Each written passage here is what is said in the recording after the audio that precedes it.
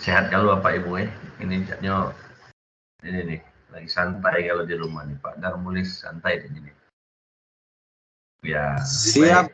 Ya, baik sambil ini ya, sambil disimak saja karena kita ini kan pembelajarannya S2 ini memang ya kita mendengar dan kita apa ya istilahnya itu menelaah gitu ya, karena bukan lagi S1 jadi S2 ini dia sudah lebih banyak pada pemahaman-pemahaman. Baik, kita dalam mata kuliah pembangunan regional dan kebijakan lingkungan ini banyak faktor Bapak Ibu ya. Beberapa minggu yang lalu saya sudah menyampaikan materi prinsip-prinsip bangunan, kemudian etika lingkungan ya. Ada beberapa ya, kaitan dengan bagaimana kemudian pembangunan itu tuh bisa berjalan. Ya, tentunya kita sebagai masyarakat ini juga jangan istilahnya berpangku tangan saja, kira-kira seperti itu ya. Bahwa ada konsep sebenarnya yang saat ini nih yang katonyo sedang sangat didengung-dengungkan, apalagi di era tahun politik mendatang ya, seolah-olah masyarakat itu diberikan sesuatu pilihan yang mana ujung-ujungnya sebenarnya bisa jadi masyarakat itu tetap menjadi objek saja bukan pelaku. Nah, oke, baik. Jadi kaitan dengan pembangunan Bapak Ibu, bahwa ada kita kenal dengan namanya konsep pemberdayaan masyarakat. Wah, sudah paham lah saya pikir ya. Apa pemberdayaan masyarakat ya. Empowerment. Nah, empowerment itu apa gitu. Nah, kita ini dalam hari ini saya ingin ngajak Bapak Ibu ini sama-sama memahami apa dinamika dan tantangannya dalam rangka kita yang tadi disebutkan bahwa empowerment tadi ya. Nah, sejauh mana kita ini ujung-ujungnya sudah melaksanakan atau belum? Kira-kira apa yang mungkin selama ini terjadi gitu ya. Nah, ini problem pembangunan saat ini. Kalau kita bicara pembangunan, wah luar biasa. Pembangunan ini hampir rata. 2 hari yang lalu, Bapak Presiden Republik Indonesia datang ke Sumatera Selatan, ke Palembang. Meresmikan jalan tol, meresmikan pembangunan instalasi pengelolaan air limbah. Ya, luar biasa Bapak Ibu. Pembangunan dalam rangka mewujudkan kesejahteraan semua itu. Ya. Nah, namun satu sisi gitu ya, masyarakat ini dalam konteks luas, ya, masyarakat ini apa perannya? Gitu. Apa perannya? Kalau misalnya kayak kemarin misalnya, ya, ketika kunjungan Bapak Presiden, masyarakat ini menjadi penonton dalam tanda kutip misalnya, kemudian hasil nanti akhirnya itu masyarakat kemudian tetap juga tidak bisa menikmatinya secara umum gitu ya. Ya tentunya pembangunan ini belum bisa dikatakan merata. Nah, maka dari itu apa sih problem pembangunan ini? Saya kaitan dengan pemberdayaan masyarakat, saya ngambil 4 saja problem. Yang pertama, ketidakberdayaan masyarakat. Nah, banyak faktornya ketidakberdayaan masyarakat ini, yaitu adanya marginalisasi. Marginalisasi itu pengelompokan. Ya.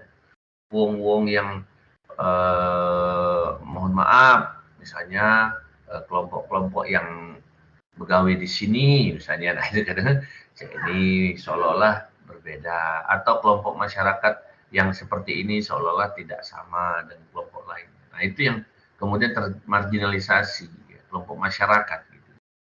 Kemudian terisolasi. Nah, di Palembang saja, Bapak Ibu, jangan kita pikir bahwa tidak ada lagi isolasi, dalam arti isolasi ini bukan terisolasi yang betul-betul dia tidak bisa melihat dunia luar, tidak ada listrik, tidak ada apa, bukan yang seperti itu yang kita dalam konteks perkotaan. Tetapi terisolasi di sini yang saya maksud bahwa masih banyak masyarakat kita yang kemudian akses terhadap pembangunan itu, hasil pembangunan itu kadang-kadang dia belum merasakan bahwa jalan di tempat dia masih jelek, misalnya PDAM di tempat dia belum masuk dan lain sebagainya, ya gelaplah jalannya misalnya. Nah, kemudian keterbatasan akses masyarakat baik sosial maupun politik. Nah, ini yang sedang digalakkan, tetapi kadang-kadang dipengaruhi banyak faktor, ya, politik dan lain sebagainya. Nah, bahwa masih ada ketidakberdayaan. Nah, masyarakat ini masih tidak berdaya, masyarakat apa daya, gitu ya kurang lebih. Kemudian yang kedua, isu kemiskinan dan ketimpangan. Oh jelas ini Bapak Ibu, problem pembangunan ini. Bahwa sejujurnya kita harus mengakui bahwa kita ini masih banyak orang miskin. Saya beberapa bulan terakhir, 3 bulan belakang, mohon maaf ya Bapak Ibu, mohon maaf, kami diminta untuk membantu pembagian beras cadangan pangan pemerintah. Kalau di tempat saya itu hampir 2.200 lah kira-kira, beras 10 kilo Bapak Ibu. Miris kita melihatnya. Miris tuh dia antri beras 10 kilo itu memang benar-benar dia membutuhkan. Tetapi lucunya kadang-kadang di antara orang yang antri beras tadi dia nelpon Gojek gitu.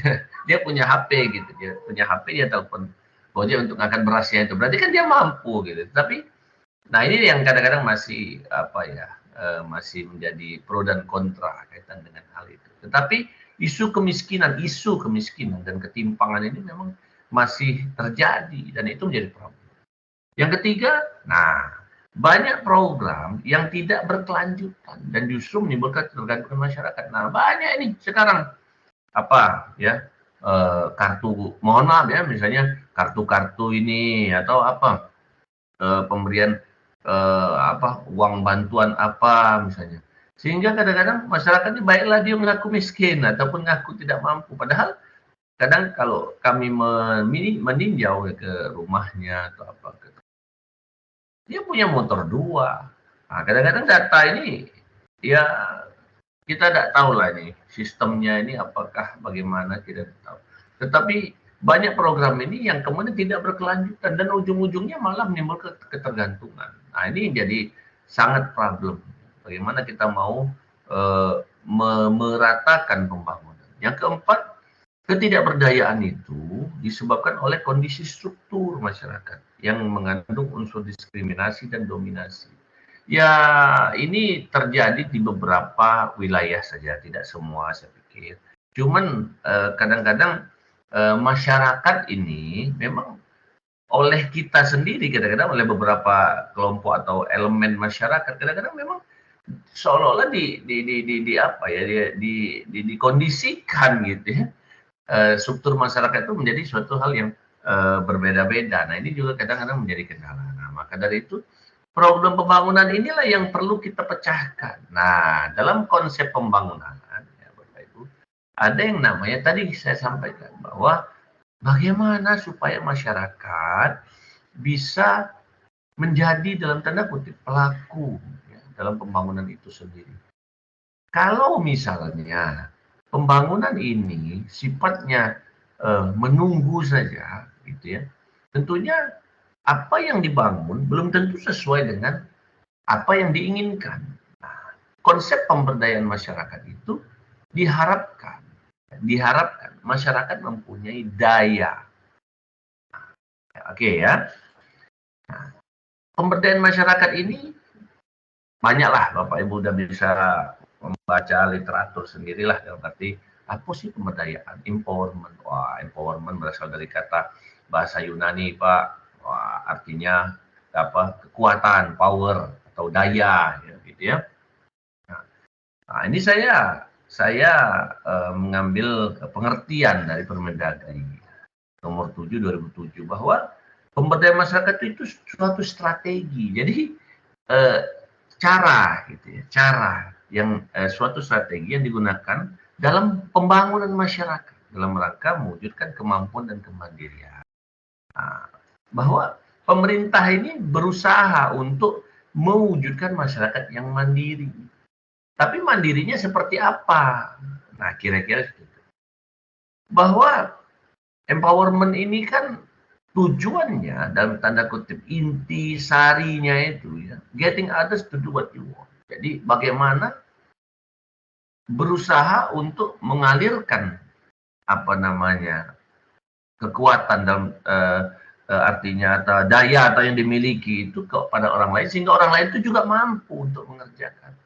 Nah, konsep power ini Bapak Ibu kemudian bergeser di tahun 80-an bahwa power ini ternyata bisa dibagi, maka kewenangan pemerintah itu dalam tanda kutip tidak absolut. Karena konsep power itu diberikan kepada masyarakat. Ialah dalam kata-kata pemberdayaan masyarakat. Ya, oke. Esensinya apa pemberdayaan masyarakat? Nah, intinya Bapak Ibu ya, bahwa pemberdayaan masyarakat ini nih adalah pengembangan, memperkuat potensi dan pemberian daya, ya, empowering sehingga terciptanya kemandirian.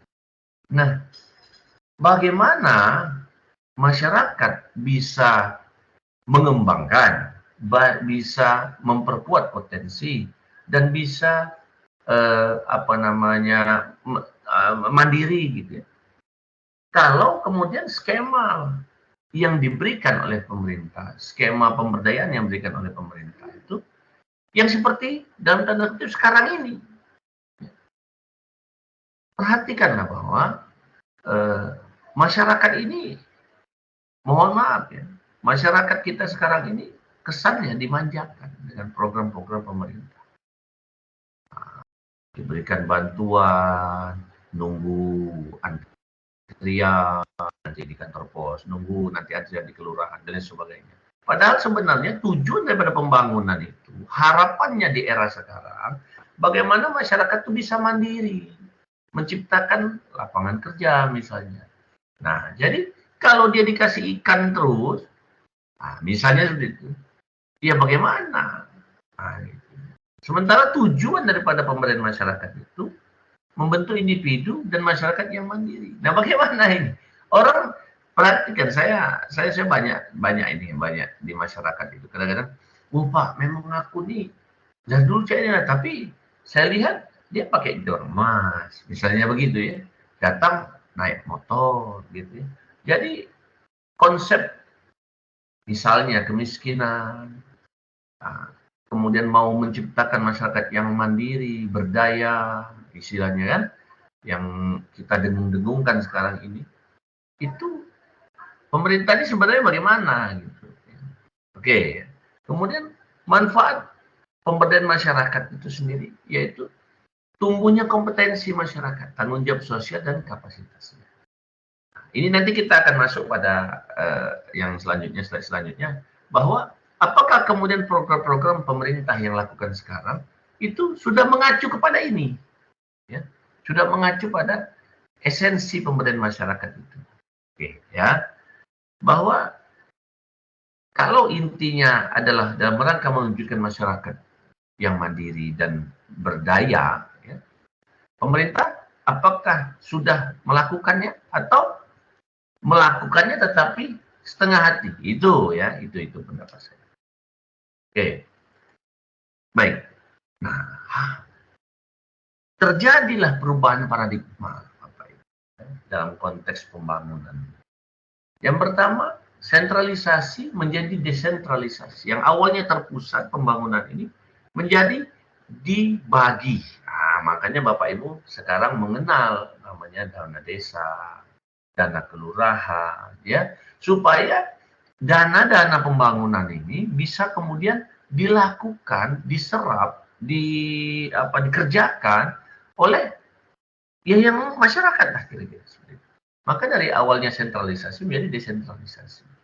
Nah, ini konsep yang juga sebenarnya baik, ya, sebenarnya baik. Tetapi satu sisi, kalau kapasitas pelaksananya tidak diawasi, tidak dikuatkan, ya mohon maaf ya.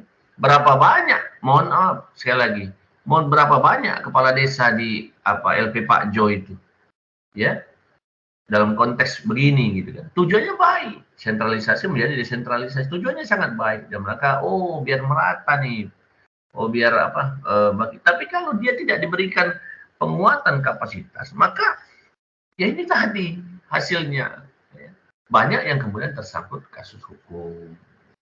Nah, kemudian paradigma pembangunan ini berubah, yang awalnya top down, sekarang menjadi bottom up. Bapak Ibu tahu bahwa sekarang ini setiap pembangunan itu tidak harus melalui musrenbang.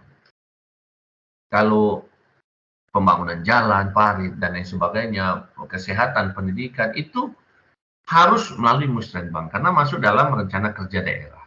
Gitu ya. Kalau dia otonomi daerah, masuk dalam rencana kerja daerah. Maka usulan-usulan masyarakatlah yang kemudian menjadi hal penentu gitu. Jadi kalau kemudian masyarakat tidak tahu atau tidak aware terhadap lingkungannya ataupun dalam arti apa yang dia butuhkan di lingkungan itu, maka usulannya jadi tidak optimal gitu ya. Karena yang kita pandang, misalnya banjir misalnya. Tetapi ada pengembangan-pengembangan lain sebenarnya yang mungkin bisa dilakukan. Ya. Maka dari itu paradigma pembangunan ini sekarang berubah, bahwa usulannya itu muncul dari masyarakat. Nah, kalau kita amati, bahwa seringnya kita ikuti bahwa bukan berarti baru dilakukan sekarang, tetapi cenderung hari ini sering dilakukan, ya, bahwa pemerintah, kepala-kepala wilayah, ya, presiden bahkan dia turun berdialog dengan masyarakat dengan istilahnya itu bertanya, gitu ya, bertemu dengan petani, bertemu dengan nelayan, bertemu dengan semua masyarakat, elemen masyarakat, ya, dalam rangka apa sih yang kemudian dibutuhkan. Nah, kalau dulu ya, istilahnya mungkin zaman-zaman terdahulu, hal itu tetap dilakukan, tetapi tetap keputusan dari atas. Tetapi kalau sekarang kita amati bahwa memang usulan itu harus dari bawah. Ya. Makanya cenderung sekarang itu pembangunan lebih merata. Kemudian uniformity menjadi variasi lokal. Dalam arti begini, bahwa diutamakan, ya, menggunakan produk-produk dalam negeri, ya, dalam daerah lokal, gitu ya. Jadi yang selama ini cenderung Bapak Ibu kita terimage dengan dalam tanda kutip misalnya merek-merek. Misalnya ketika menggunakan apa harus yang begini. Tidak juga lagi sekarang. Nah, sekarang sudah baik gitu ya. Sudah bisa harus menggunakan produk-produk lokal. Nah, dalam berbagai hal saya lihat ini sudah berjalan dengan baik. Kita kalau dalam pemerintahan itu ada e-katalog, ya, kalau Bapak tahu ya. E-katalog itu dia sudah menyediakan katalog lokal. Itu contohnya bahwa dalam rangka pemberdayaan ekonomi masyarakat. Kemudian yang awalnya sistem komando menjadi proses belajar. Nah, inilah yang mau dikerjakan oleh pemerintah ini. Bahwa masyarakat itu sekarang harus mau untuk mengerti bagaimana cara membangun. Nah, dalam konteks dana desa saja contohnya, ketika dana desa ini akan dikerjakan, maka dilakukanlah rapat, dilakukanlah pendampingan, dilakukanlah semua proses-proses yang dalam rangka belajar, gitu, dalam rangka masyarakat supaya nanti dia bisa mengerjakan sendiri, dan hasilnya memang di beberapa tempat, jikalau memang dilakukan dengan baik, ya, karena memang tujuannya baik, ya lancar. Gitu. Tapi kemudian ada juga yang banyak masalah, gitu ya. Kemarin saya baca di berita Polri, ya, dari Polri itu sudah dalam arti mengatakan bahwa tingkat korupsi itu, ya, sudah bukan lagi dilakukan oleh dalam tanda kutip elit. Ya, elit tidak lagi dilakukan oleh dalam konteks pejabat elit, ya, kita katakan seperti itu. bahwa pejabat yang paling bawah pun, RT, RW, bahkan kepala desa yang memang jabatannya dipilih, gitu, itu sudah korupsinya luar biasa. Itu salah satu efek negatif daripada yang ini. Gitu. Oke, kemudian ketergantungan menjadi keberlanjutan. Nah, ini juga ya perubahan paradigma ini. Nah, ini harusnya kalau sampai dengan sekarang saya pikir mungkin masih agak sedikit belum ya kalau untuk mengatasi ketergantungan ini ya. Tapi tujuannya sudah betul dalam rangka menciptakan keberlanjutan supaya masyarakat itu bisa lebih berdaya. Tetapi skema yang diberikan itu baru skema memberi ikan gitu, bukan memberikan kail. Gitu.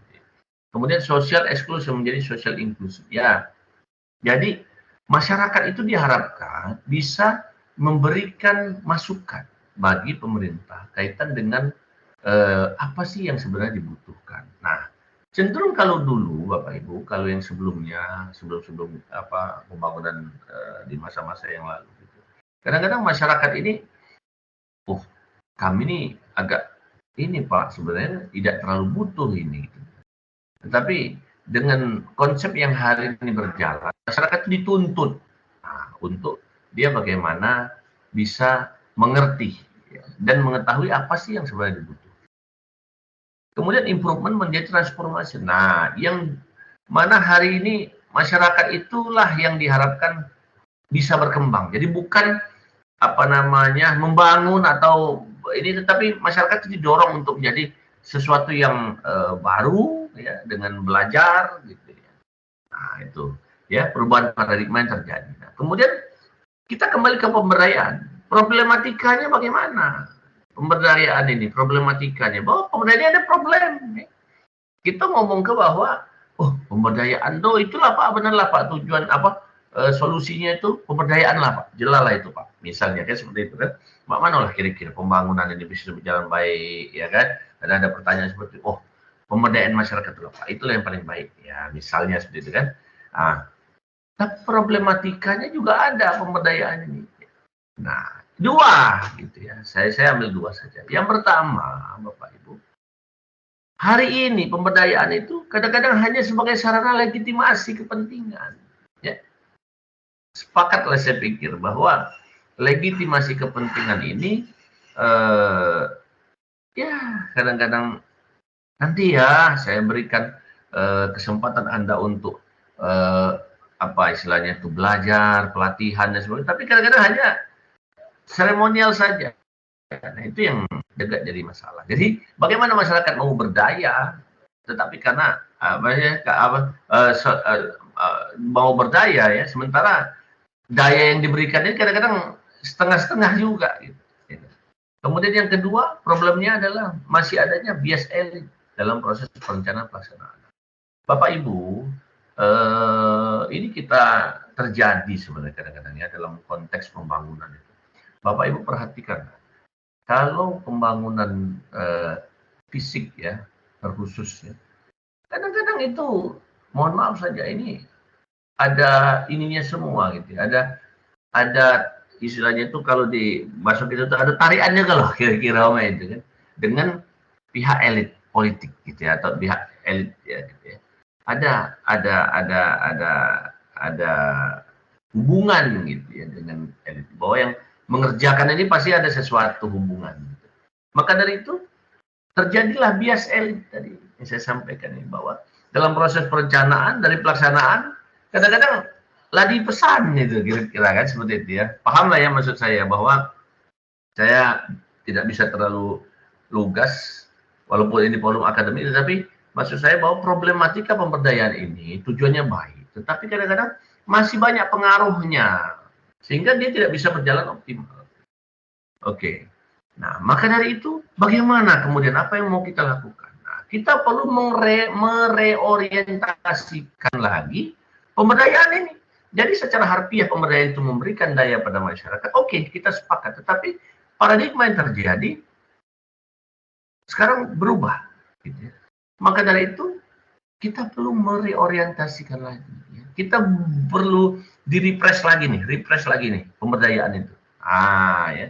Ini kenapa saya tidak sampaikan teori karena saya pikir saya pikir Bapak Ibu sudah mungkin bisa ya lebih banyak nanti membaca kaitan dengan apa sih teori ini tahapan ini. Saya ingin membuka wawasan Bapak Ibu kaitan dengan pemberdayaan, oke, tetapi apa yang terjadi terhadap pemberdayaan ini? Kita bicara pemberdayaan, tapi terjadi tidak pemberdayaan ini? Belum tentu.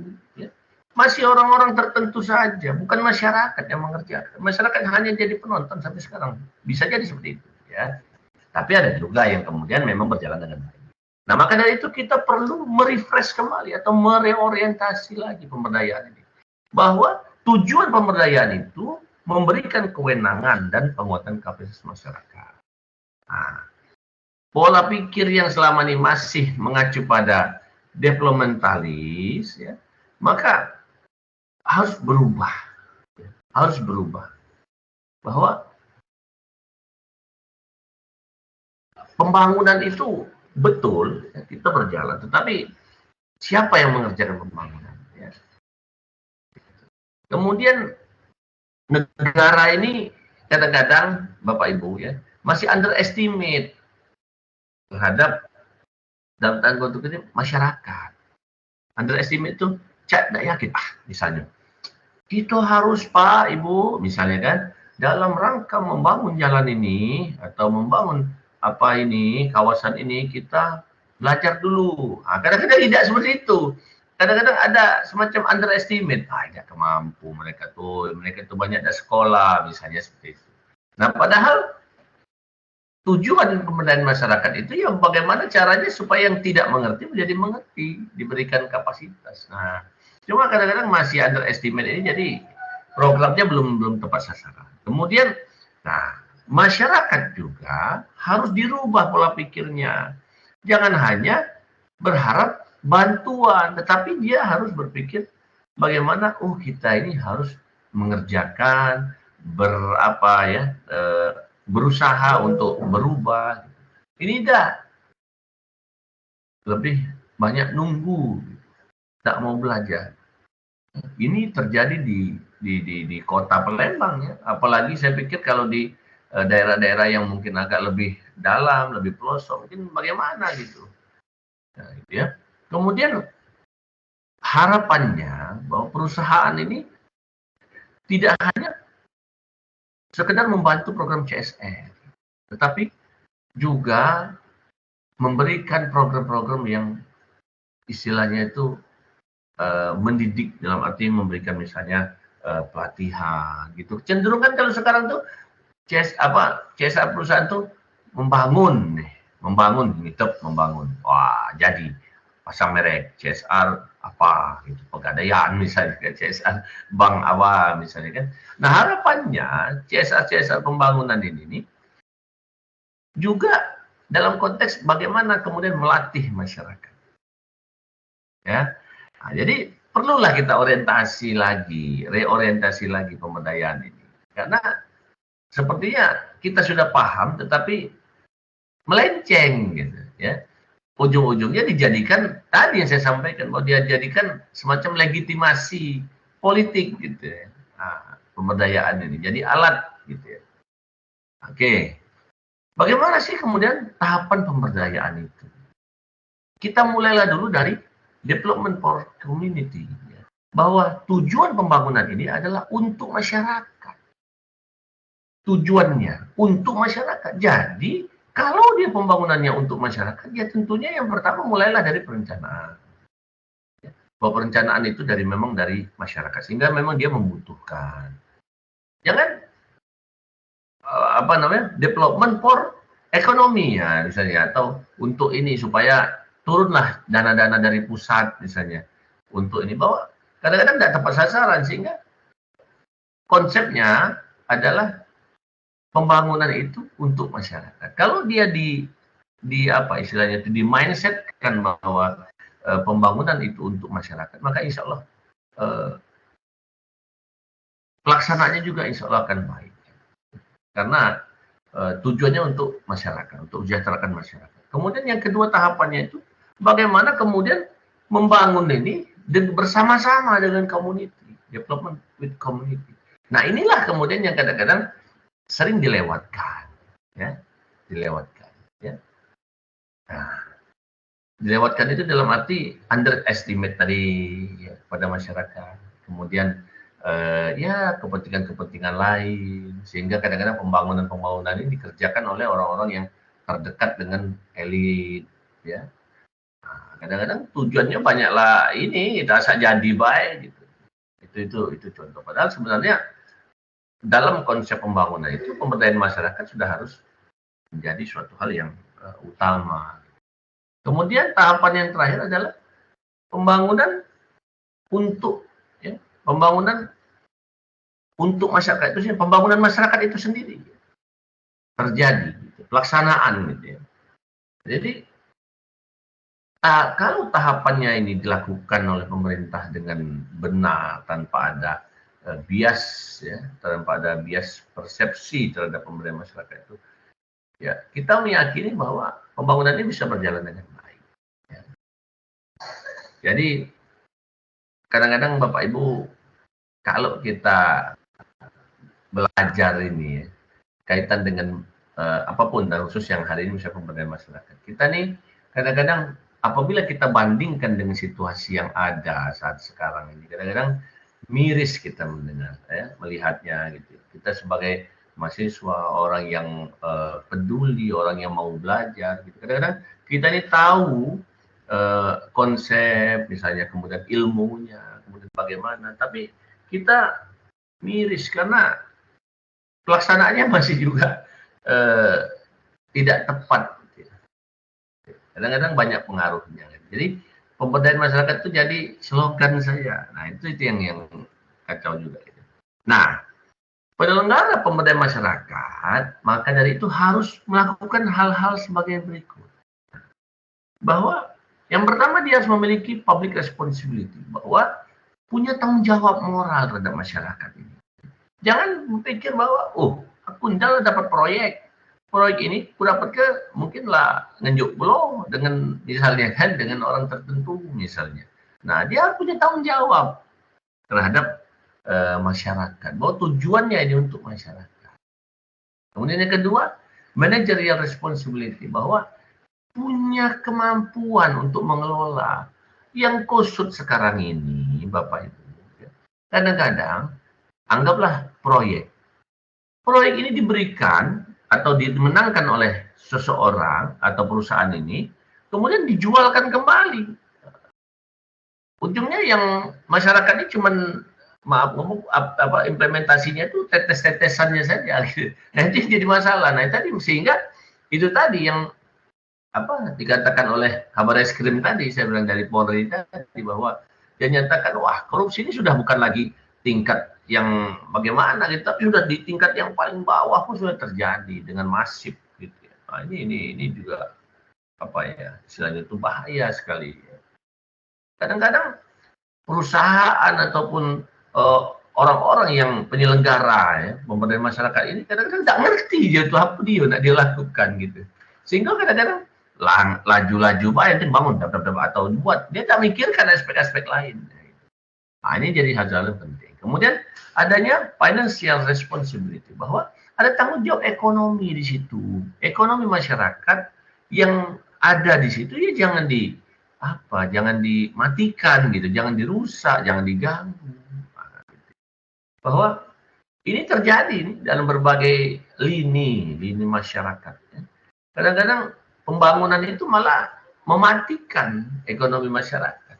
Padahal tidak demikian, harusnya saling menyangga, saling istilahnya itu mendukung.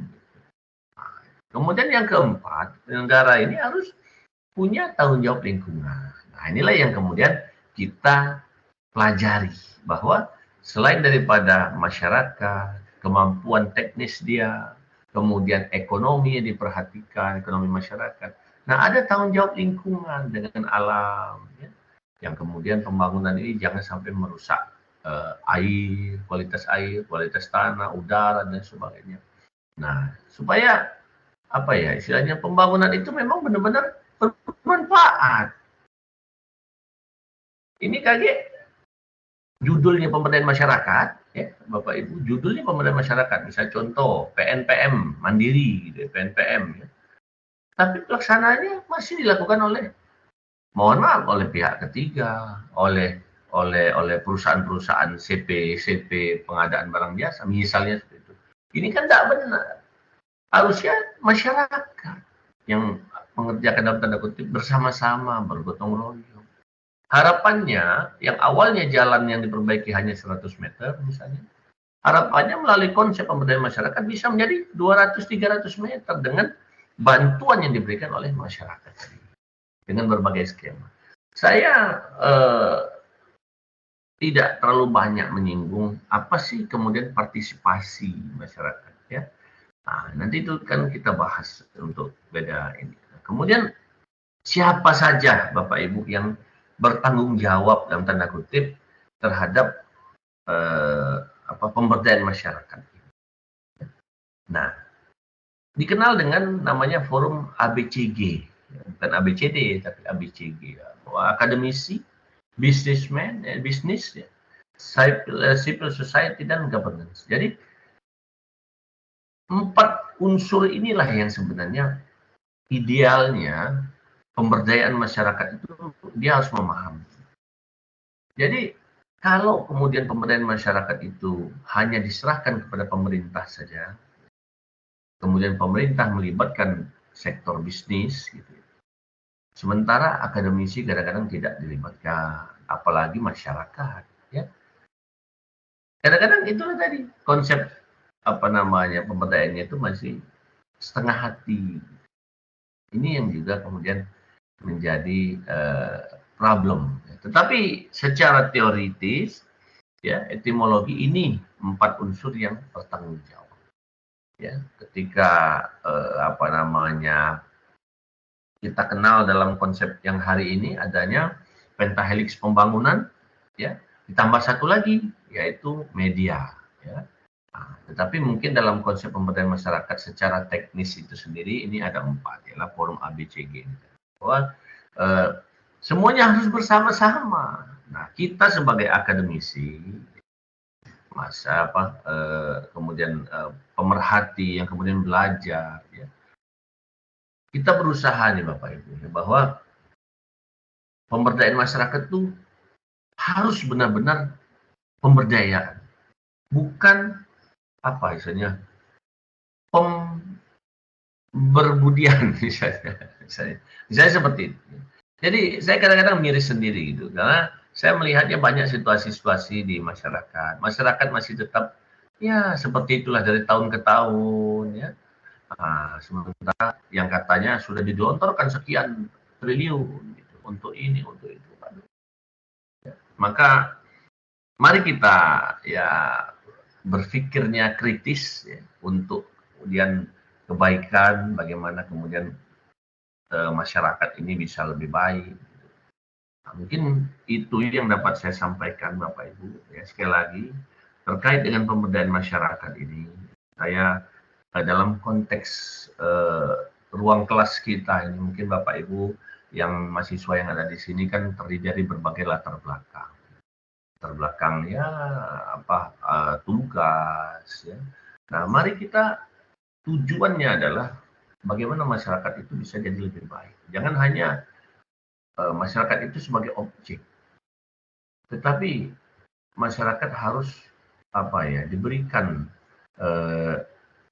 literasi, diberikan daya kekuatan itu yang memang benar-benar real gitu.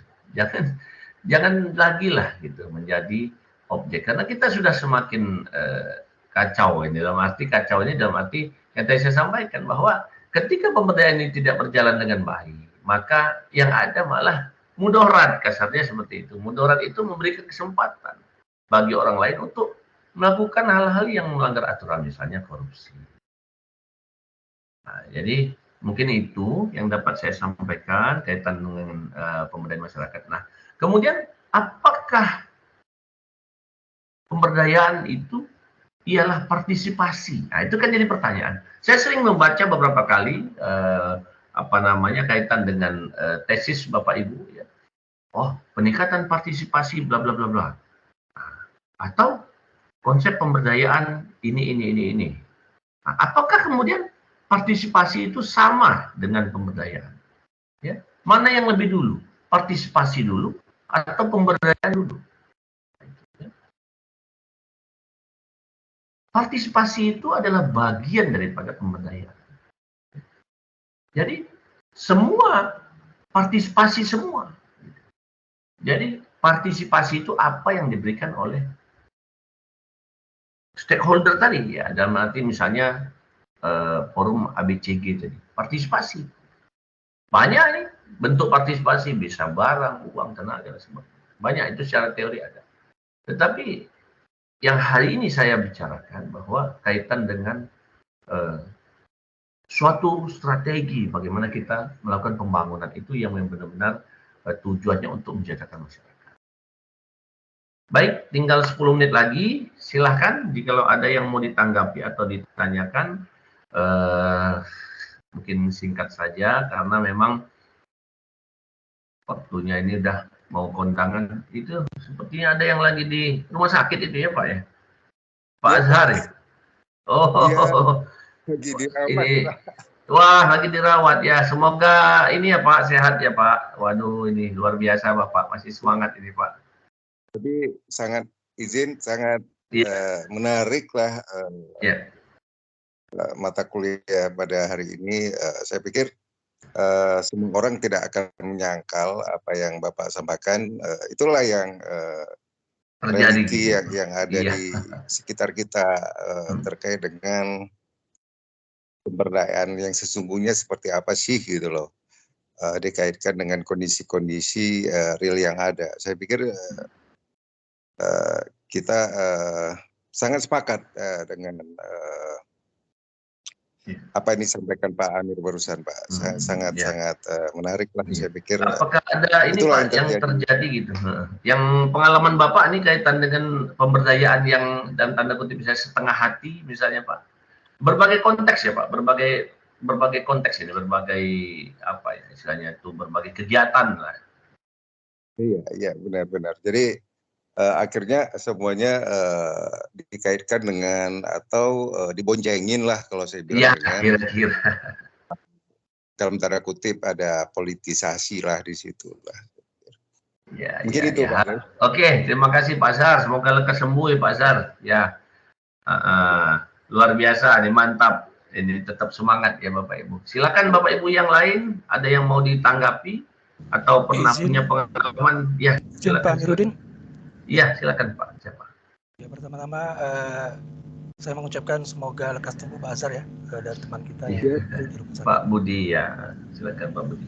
Ya, iya Pak. Mohon izin Pak, agak menarik tadi dengan pembahasan mengenai pembangunan yang ada di Indonesia khususnya ya. Dan memang secara realitanya pembangunan di Indonesia ini bisa dikatakan berjalan pesat. Kadang-kadang juga ada beberapa info yang mengatakan bahwa itu tidak besar ya.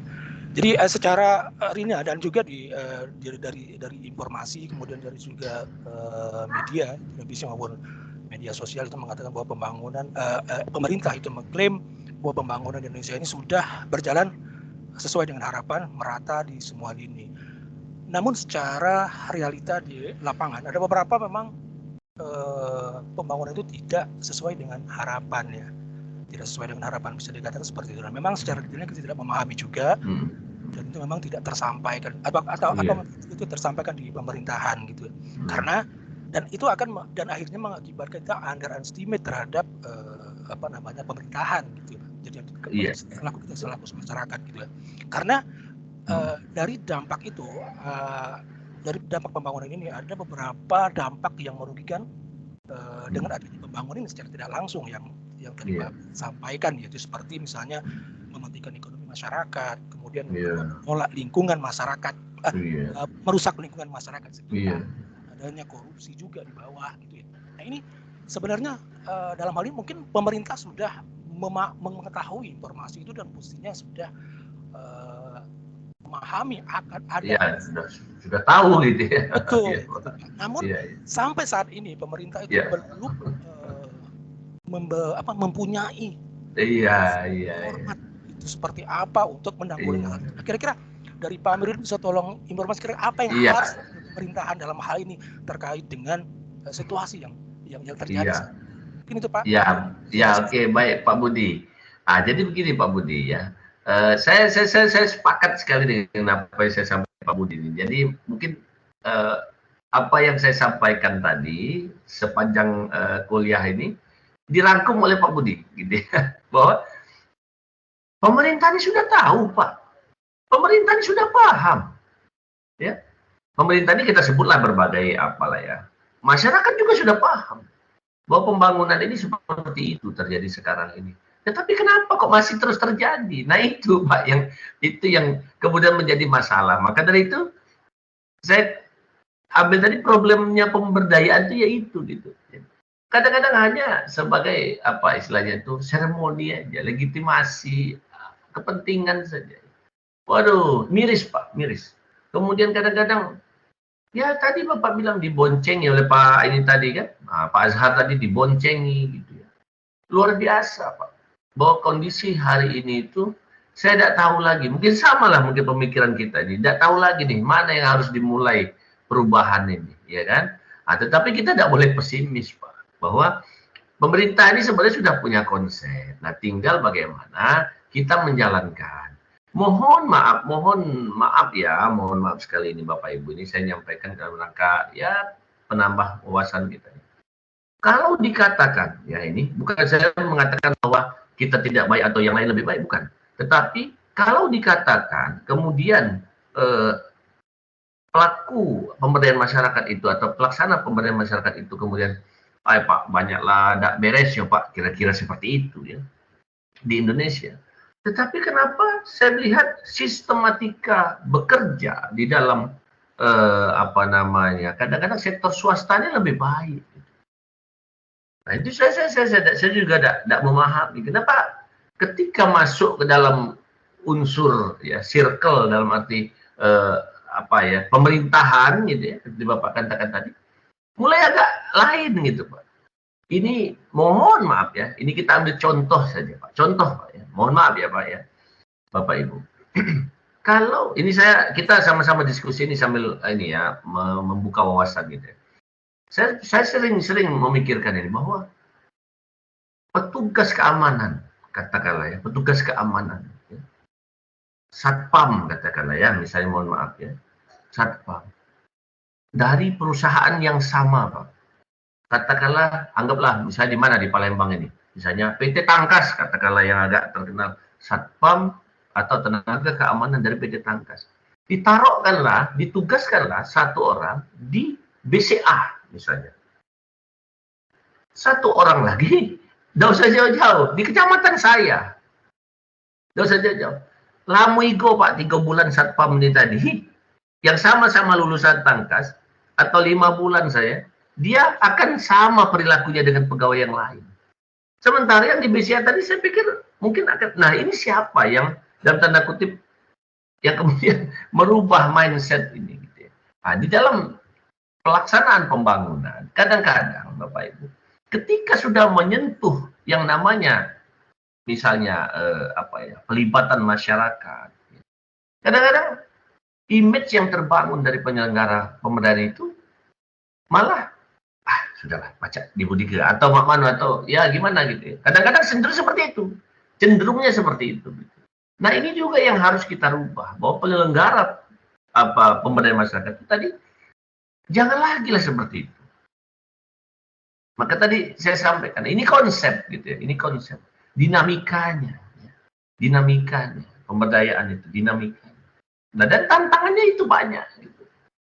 Nah, kita sebagai mahasiswa, Bapak Ibu yang kemudian hari ini mendengarkan dan menyimak perkuliahan ini, saya pikir mari kita berpikir kritis sekali lagi ya, bahwa kondisi itu hari ini seperti itu dan kita perlu berpikir dan kita harus menjadi berubah. Mungkin itu Pak. Jadi kenapa kemudian pemerintah sudah tahu ya, masyarakat juga sudah tahu. Cuman kondisi mindsetnya memang seperti itu. Yang tadi saya bandingkan seolah-olah itu tadi. Ketika sudah berhadapan dengan masyarakat, kadang-kadang image-nya itu jadi melenceng gitu, nah, nggak ngerti gitu, mano itu gitu, nggak paham juga gitu, kenapa bisa demikian. Oke, baik, lanjut Pak, siapa ini Pak yang ini, silakan Pak yang angkat tangan ini. Pak Abdurrahman, Pak. Pak Abdurrahman, silakan Pak Abdurrahman, silakan Pak, kalau ada yang mau disampaikan. Kali Pak tentang pemberdayaan, problematika pemberdayaan yang Bapak sampaikan. Namun tadi yang seperti dikatakan Pak Budi, memang kita tahu di Indonesia ini atau di banyak kalangan kita ini memang perilakunya seperti itu. Kalau saya menyikapinya adalah hal seperti ini karena tidak adanya kejelasan sebuah reward dan punishment. Jadi ketika sebuah pengelolaan lembaga itu jelas menerapkan reward dan punishment, mungkin secara liar saya ambil contoh mungkin kayak di Singapura. Singapura itu dulu orang gondrong itu juga itu dipenjara. Orang gondrong. Jangankan dia perilaku kriminal, orang gondrong itu dipenjara, Pak. Singapura itu zaman dulu, ada cibiran, itu negaranya kecil. Memang negara kecil, tapi kita mulailah dari provinsi kita masing-masing atau dari kota kita masing-masing.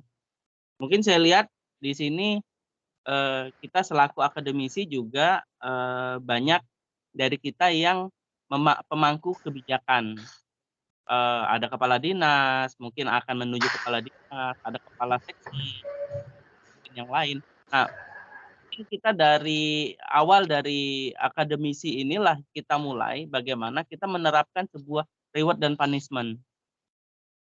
Jadi ketika reward dan punishment itu dimulai, kemungkinan tidak akan lagi ada orang yang mau bermain. Ya walaupun tidak secara 100%. Tidak pasti gitu Pak ya. Nggak bisa 100%, wah nanti kita banyak musuh gitu. Tapi minimal kita ingatkan dulu bahwa ini ada reward-nya seperti apa, ada punishment-nya seperti apa, sehingga problematika pemberdayaan yang harusnya berjalan normal di masyarakat itu akan lebih dinamis, lebih terukur, dan lebih teratur. Mungkin seperti itu, Pak. Dan ya, baik. Awal yang Bapak sampaikan adalah kenapa orang yang menerima bantuan di pemerintahan itu rata-rata dia punya HP, motor 2. Nah, kalau saya di sini ingin sedikit memberi pandangan lain, yaitu pemerintah saat ini hanya fokus ke menengah ke bawah dan untuk mengambil pajak itu menengah ke atas. Jarang sekali ada dikatakan bahwa orang yang hidupnya di antara rata-rata, mungkin yang gaji 5 juta, anak 5 tidak sama dengan gajinya 3 juta anak 1. Karena perbedaannya seperti itu. Makanya di lapangan ketemu penerima bansos dia milik motor 2. Dia memiliki motor 2 mungkin karena kebutuhan, bukan karena gaya hidup. Ada juga orang yang memiliki motor 2, 3 itu karena gaya hidup. Jadi ada sedikit perbedaan yang mungkin pemerintah sekarang ini tidak menyentuh yang di tengah-tengah antara menengah ke bawah dan menengah ke atas. Ada orang-orang yang di tengah-tengah itu. Mungkin itu Pak yang bisa saya sampaikan. Iya, baik. Terima kasih Pak Abdurrahman. Ini menarik Pak. Saya setuju sekali di kelas ini Pak. Jadi Bapak-bapak Ibu ini kritis ya. Saya lihat ini semuanya memiliki pandangan lah, hebat lah saya pikir ya. Ini orang-orang sukses insya Allah ini. Jadi Pak Abdurrahman, jadi saya sepakat Pak, pemerintah itu bukan pemerintah, ya oke lah katakanlah pemerintah ya, bahasanya kita sekarang pemerintah, karena pemerintah yang memberikan skema gitu ya. Tetapi pemerintah itu memang betul Pak ya, penentuan miskin itu walaupun sudah ditetapkan, tetapi ketika terjadi perubahan terhadap kriteria miskin itu sendiri, pemerintah kok kesannya apa gitu ya, abai gitu ya Pak ya. Sehingga penentuan kategorinya itu menjadi tidak jelas. Nah, baru-baru tahun lalu, Pak, akhir tahun lalu pada sensus ya, maka diputuskanlah ada beberapa jenis kemiskinan. Kemiskinan akut, ya, kemiskinan ekstrim, ya, itu sebutannya ekstrim, sedang, ringan, sedang, dan berat. Gitu. Gitu. Jadi sudah ada, Pak, tetapi implementasinya itu sejauh mana? Nah, ini yang perlu kita sepakati. Saya sepakat tadi dengan Bapak bahwa kalau dia tidak punya motor, kemudian dia tidak bisa kerja gitu sama sekali, saya patah kaki misalnya. Tetapi dalam konteks pemberian skema bantuan dari pemerintah yang tujuannya adalah bagaimana memberdayakan masyarakat, apakah sudah tepat orang yang punya motor atau apa dengan apapun alasannya dia ikut antri di situ. Nah, itu kadang-kadang ini itu yang kadang-kadang menjadi miris kita ya. Nah, inilah Pak yang memang terjadi gitu. Tadi Bapak saya pikir sepakat lah ya bahwa kondisi pembangunan itu saat ini sekarang yang tadi saya sampaikan setengah hati gitu.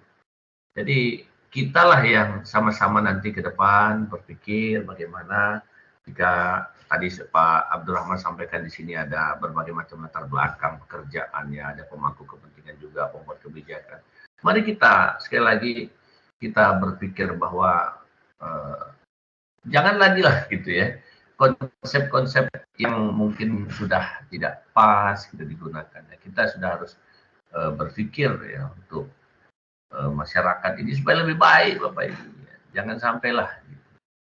Itu cukup ya saya pikir. Menarik sekali atau masih ada yang mau sampaikan singkat? Ini sudah jam 10.05, 10.06 mungkin ini. Ada lagi Bapak Ibu cukup ya? Cukup Bapak Ibu, terima kasih. Admin bagaimana? Sudah bisa kita stop ya, kita selesaikan ya. Baik, terima kasih Bapak Ibu sekali lagi atas perhatiannya. Yang sakit Pak ini Azhar, semoga cepat sembuh Pak ya. Di rumah sakit mana Pak? Rumah sakit Bunda Pak. Oh, rumah sakit Bunda. Oh, dekat rumah saya di sini, rumah sakit Bunda. Sakit apa Pak Azhar? Kalau dokter bilang nyangkut lambung. Saya baru pulang dari Balikpapan, Pak.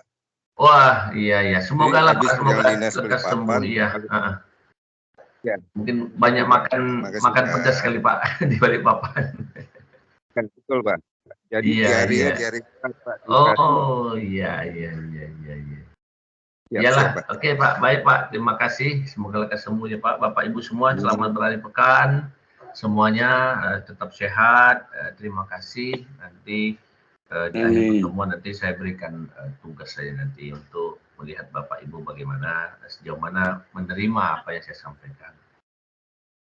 Ada lagi yang mau disampaikan? Cukup ya. Terima kasih atas perhatiannya. Mohon maaf jika ada hal-hal yang kurang berkenan. Wabillahi taufiq wal hidayah. Wassalamualaikum warahmatullahi wabarakatuh. Terima kasih. Waalaikumsalam warahmatullahi wabarakatuh. Terima kasih Pak. Pak Mirud. Terima kasih Pak Azhar. Ya. Pak Azhar. Siap. Allah.